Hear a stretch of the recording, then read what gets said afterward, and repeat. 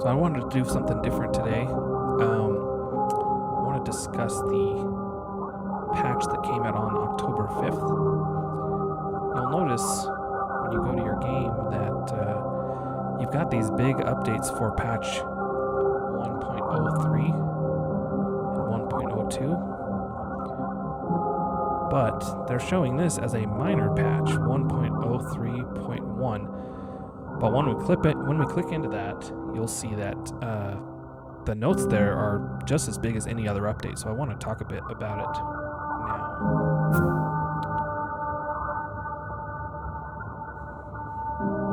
So this is a balance adjustment, huge balance changes to just about every weapon, every piece of equipment, even some of the expansion pieces, and a lot of, I think, really good adjustments. But let's talk about some of them. I'll just group them into the different categories here. So this is a big one, the top one, Explosion Thrower. This weapon is super cool, but doesn't have a lot of utility because it's very short range. It does blast in a kind of a moon-shaped pattern when you use it, but now with the increased range, that moon shape will be bigger, right? It'll have a bigger range and more utility there. So that's super cool. And then decreased reload time. It was kind of slow to reload, so I think that's a really good adjustment. Linear rifles,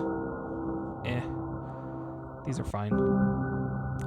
But the Zimmerman, you'll see here, it did get a nerf, pretty big nerf. Zimmermans have been a super popular weapon. You see a lot of dual shotgun Zimmerman builds in PvP because they hit really hard.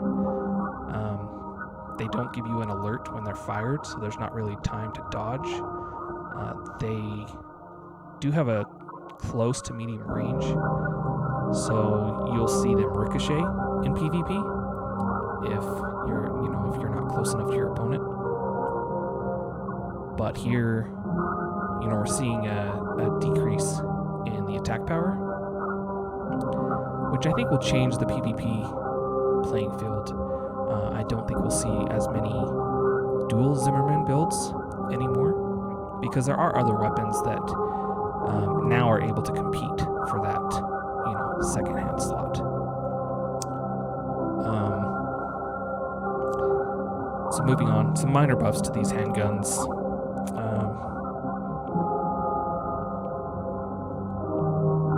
The other kind of major change in this patch, as far as these weapons go, is to the explosive launchers, bazookas, grenade launchers. They've all gotten a buff, as far as almost all of them have an increase in rounds and an increase in projectile speed, and a lot of them have decreased reload times. But this here, rounds now explode upon reaching their effective range. That's a new one. So this didn't exist before, but now you'll see when that round reaches its range, it'll explode, and even if it doesn't hit the target, you can see some splash damage. So it's going to be really hard to dodge that in PvP. You won't be able to really avoid that.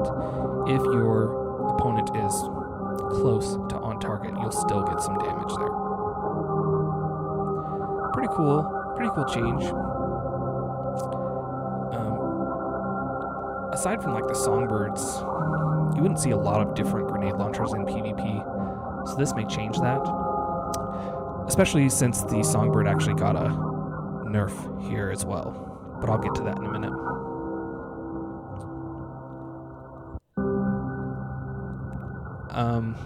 So as far as these other weapons, we got a nerf on the Siege hand missile. This is one of my favorites. It shoots 12 rounds, and then it has really good guidance. Well, it had pretty strong guidance. So you could see it you could launch both hand weapons at the same time. So you'd have 24 missiles in the air, and they kind of hover there for a moment until all the missiles are launched before they take off and start to track the opponent. So, it's pretty formidable, especially with a missile-geared FCS. Say one with the higher stats on lock-on. You could fire these in quick succession, and then just as it says, it's a siege weapon, right? So you'll see it just barrage your opponent, and it tracked really well. So this nerf makes sense, although nerfing something that you love doesn't feel great. So we'll have to see how this changes things. Increased load time and decreased guidance. We'll have to see if these miss more. I mean, they will, but we'll have to see how that impacts the game. So that's an interesting one there. Good balance change.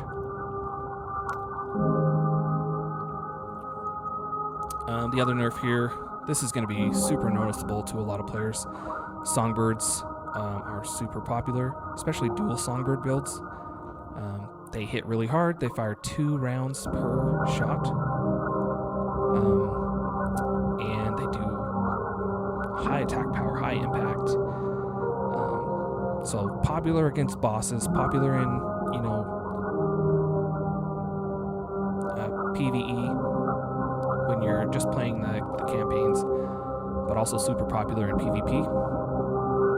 They do get the new functionality of exploding once they reach their effective range, but they also got the nerf of attack power.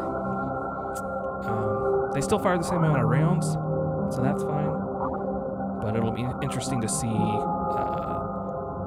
how PvP changes after this nerf. The same goes for the stun needle. The stun needle and the songbirds were kind of 2 of the most popular back weapons for big fights in the game, and then also PvP, because they do so much damage, and they have pretty good range, both of them. So decreasing this is kind of different because it's decreasing the damage on consecutive attacks. So the first attack's going to still be the same, but consecutive is going to be different. And the way the stun needle launcher works is it basically causes bleed on your opponent. It creates electricity buildup that damages you over time. So this will be an interesting one to see how that plays out. We got a little buff on the laser back weapons, the laser cannon and the diffuse laser cannon, just an increase in rounds. I kind of expected these to get nerfed, actually.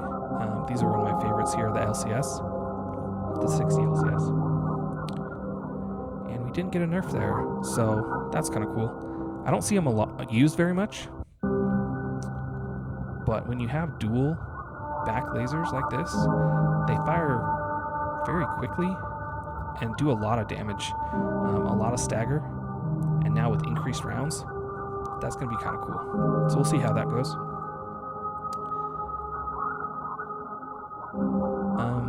And then we got some increased power on missiles altogether, as well as increased guidance on the homing missile and projectile speed. So the homing missile hasn't been super popular, as far as I'm concerned, because it's very slow. It's supposed to be slow. It is intentionally slow. It's supposed to build pressure on your opponent, cause them to make a mistake. So it kind of just chases them, not necessarily aiming to hit them, right? But with the increased guidance and increased speed, it'll be harder to dodge and maybe put more pressure on them. So that'll be kind of cool.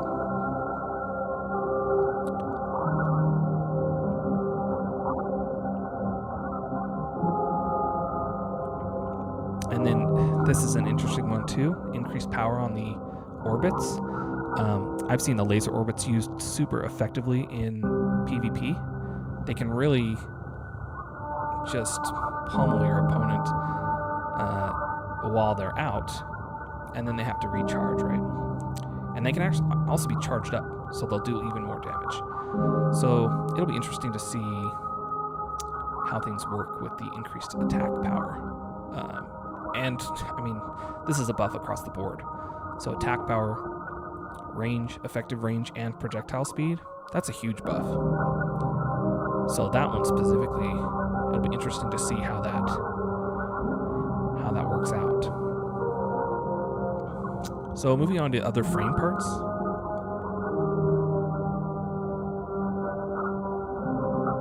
We've got, I think, some really good balances here. A lot of these systems, well, not very many heads have high system recovery. So having a buff on a lot of those is super good, I think. And attitude stability as well. Attitude stability prevents stagger, and then system recovery helps you recover faster from stagger. So I think that's a great buff across the board. And then we see a nerf on just a couple of these to kind of bring them back in line and balance those. So on the 4/4D, we've got a nerf there. But really across the board, these are all kind of getting a buff. The only other nerf is on Mind Beta. So that's really cool. As far as cores go, some interesting changes, just minor balance changes. Some buffs here and there, some nerfs here and there. Interesting to see the Jailbreak getting a nerf on its defense. That's kind of surprising. It's not the greatest core. Oh, we're talking arms here. So only 2 cores had changes. Interesting. One buff and one nerf. So yeah, arms. Even arms. It's interesting to see the Jailbreak getting a nerf there. The Basho has the highest melee damage for an arms. But it wasn't one of the higher defense arms. You wouldn't use it for defense. So to have it get a decrease is interesting. I guess that'll make you think twice about using it just for the melee damage. But I would still use it for the melee.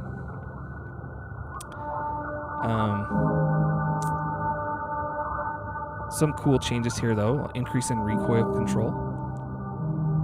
That's interesting. That's kind of across the board on all these arms. Yeah, every arm except for the Basho and the Jailbreak. And the Jailbreak is the damaged version of the Basho. It's the same style, similar stats, but it's the crappy one that you use in the escape mission. So on to legs. We've got increased stability and jump distance on most of the bipedal. All of the bipedal. So that's pretty cool to see. Early on, I didn't really see a reason to use bipedal legs at all. They have a lot of downsides, but one of their actual upsides was attitude stability. To see them get buffed is interesting here. And then jump distance as well. When you're looking for jump, you go with reverse joint legs, right? So to see these get buffed in that way can make them really a contender against the reverse joints. But it's interesting to see the attitude stability get a buff there. And then the tetrapod legs, to see that decrease in AP. That's, I don't know, that's kind of rough. But maybe I don't know, maybe it could be a good balance change. The tetrapod legs they've got 4 legs.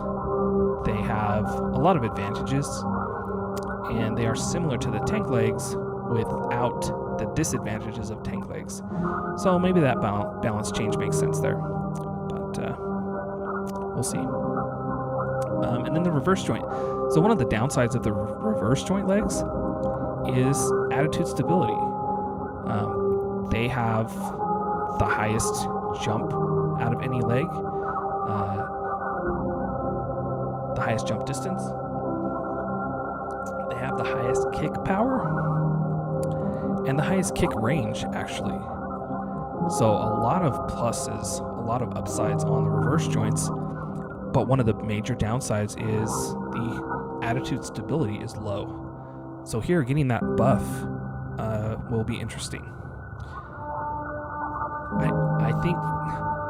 I think that will be reversed in a future patch, because that really puts them ahead. I think. I mean, they're stronger in every way than other legs, for the most part, at least over bipedal.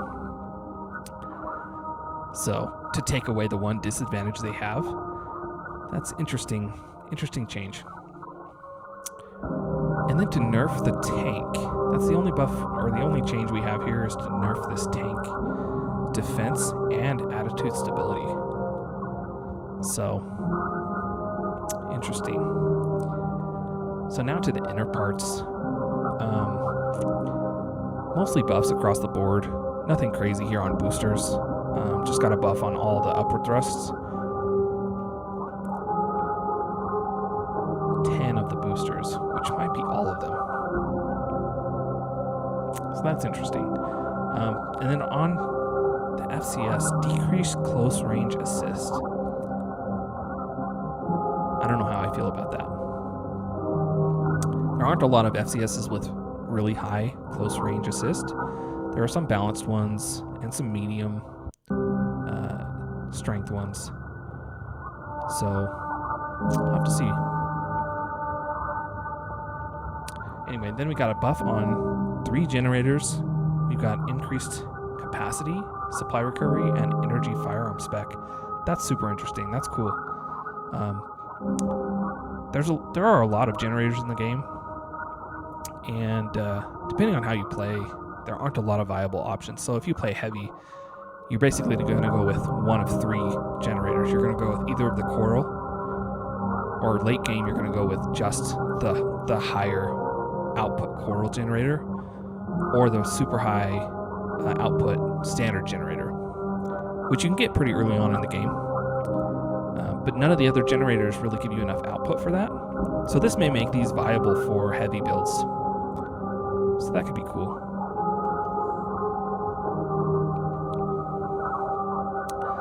So now to the expansion changes. I'm not sure why these are listed underneath the terminal armor. I think that's a formatting problem. But pulse protection, increased resistance or resilience. So pulse protection is the shield that's stationary.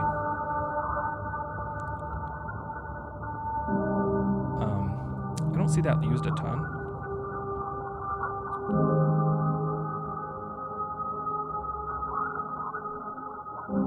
Because the pulse armor stays on you, right? That's super important in PvP. So in PvP, for the most part, you'll see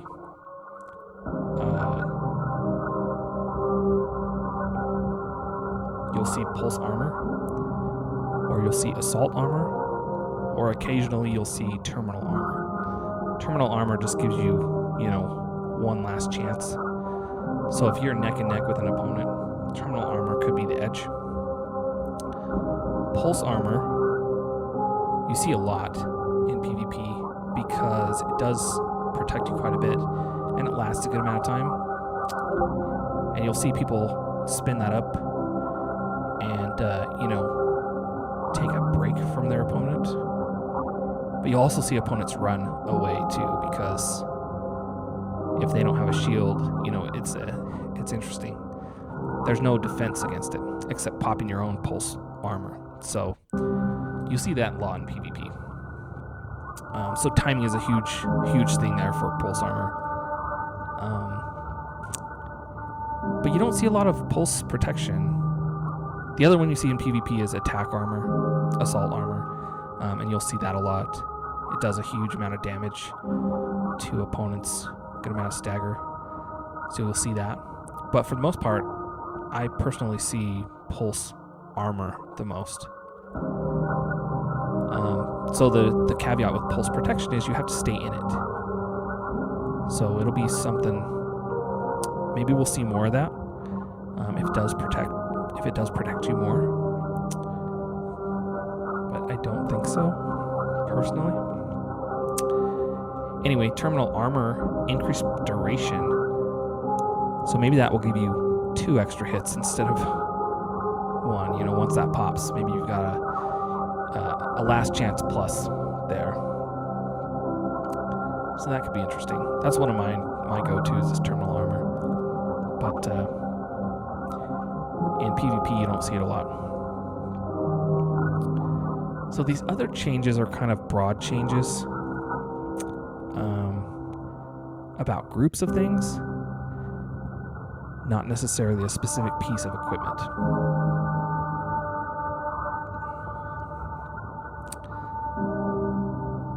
So you see some adjustments based on weight.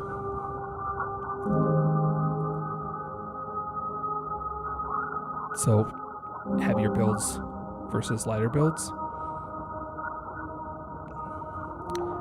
So that could really change the game. Could lean more toward lighter builds and aid lighter builds more because the nerf is toward the heavier builds really. And the same goes for boost speed rates. Even with a heavyweight, you can fly very fast in boost speed, up to 500 plus speed.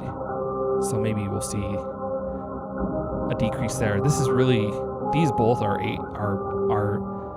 buffing lightweight builds. And in PvP, light versus heavyweight, I mean, lightweights are their paper, right?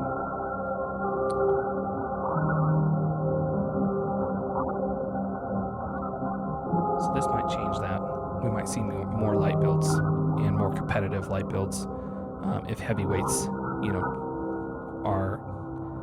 have more ACS strain and slower attitude recovery and slower speeds. So that's interesting. And again, a nerf here for decreased top speed during assault boost for heavier ACs. Another nerf on heavies. So these next two are nerfs on Tetrapod in general. And this kind of, I can understand these balance changes, but I'm a Tetrapod user, so this is kind of hard. Decreased boost kick attack range for tetrapods. So attack range is different for every AC, every leg type. Bipedal does a sweep from left to right. Reverse joint legs do a long kick, but it's very narrow, but it has the longest range. Tank legs have a long range. It's actually the same range as the other leg types, except for reverse joint. But once that range ends, you can still hit them with your speed doesn't decrease immediately with the tank legs. You kind of coast. So you can still do some damage if you hit them with that. It's not boost kick level damage, but it is some damage. And it is a straight path, but it's wider than the reverse joint legs.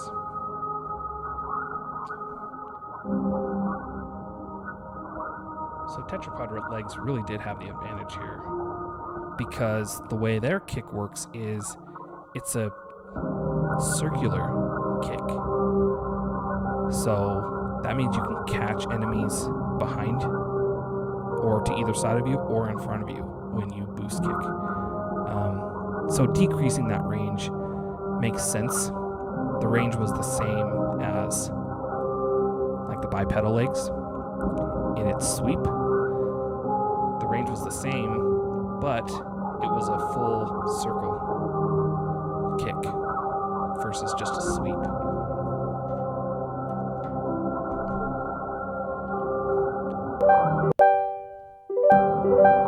So So that's interesting.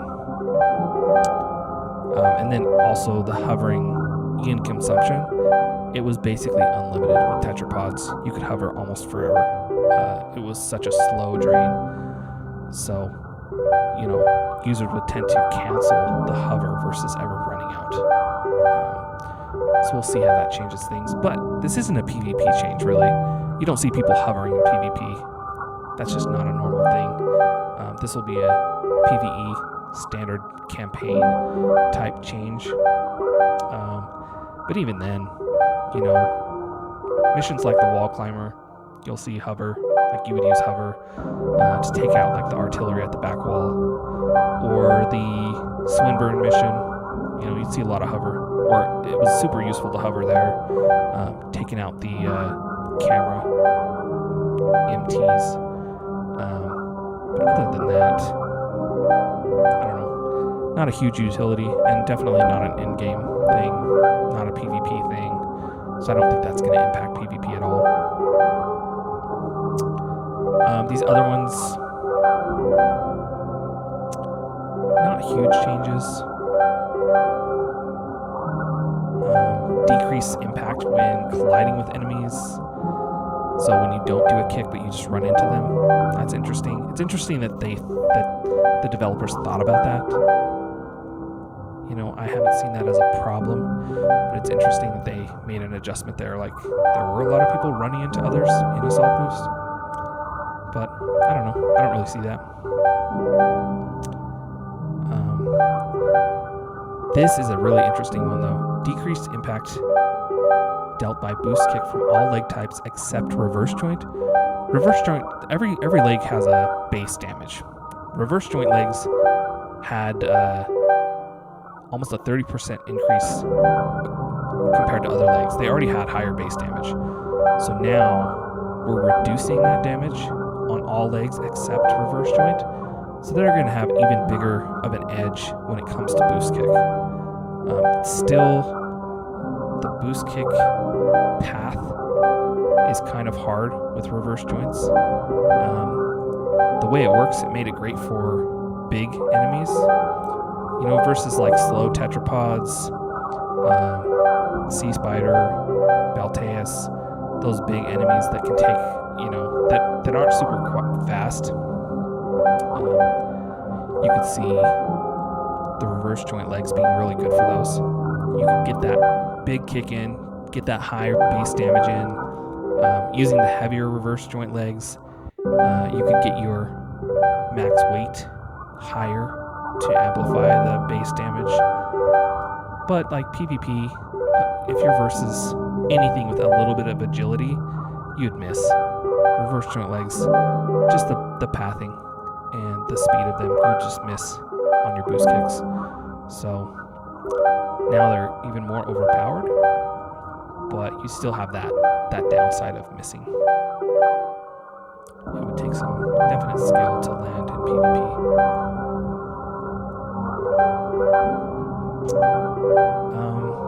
That's about it. I mean, these bug fixes are great.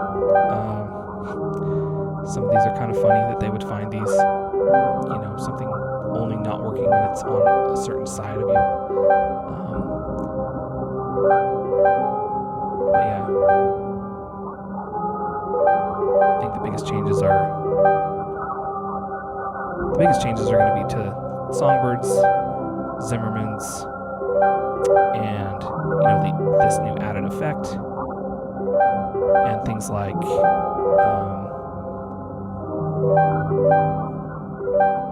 the changes to Tetrapod, the nerf to Tetrapod as a whole will be interesting. So anyway, just wanted to talk through that. It's really great to see so many patches since launch. The game's been out a couple months now, and we've seen some pretty significant patches. I mean, none of them are light by any means. Significant patches. Mostly bug fixes here. And again, a lot of bug fixes, but also some balance changes. So it's great to see that. Anyway, that's all I had for this. I'll catch you on the next one.